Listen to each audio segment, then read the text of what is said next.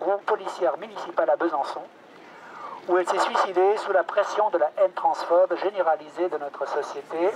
Vanessa, Fernando, Selena, Carlos. De par le monde, la liste est longue.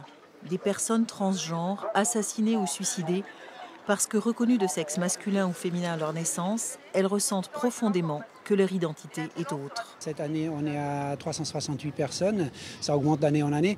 Bon, il faut bien savoir que ça représente peut-être 1% de la réalité parce qu'il y a énormément de crimes qui passent inaperçus, dont on ne sait rien. Il y a beaucoup de pays dont on n'a aucune info, on ne sait pas du tout ce qui s'y passe. Donc c'est clair qu'il y a une très grande partie cachée de l'iceberg. Se souvenir des noms des victimes n'est pas le seul objectif.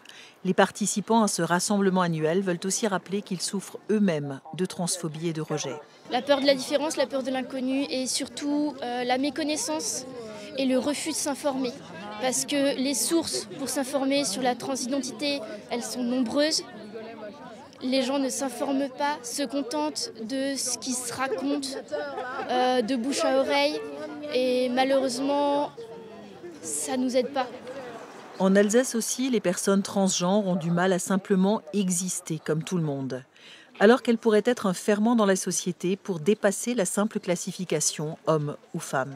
Qu'est-ce qui justifie que telle ou telle personne va gagner moins à la fin du mois c'est parce que justement on peut la classifier. Donc le fait que nous on existe, on remet juste par le simple fait qu'on existe en question ce système-là et on visibilise cette discrimination et bien sûr ça dérange le système en lui-même.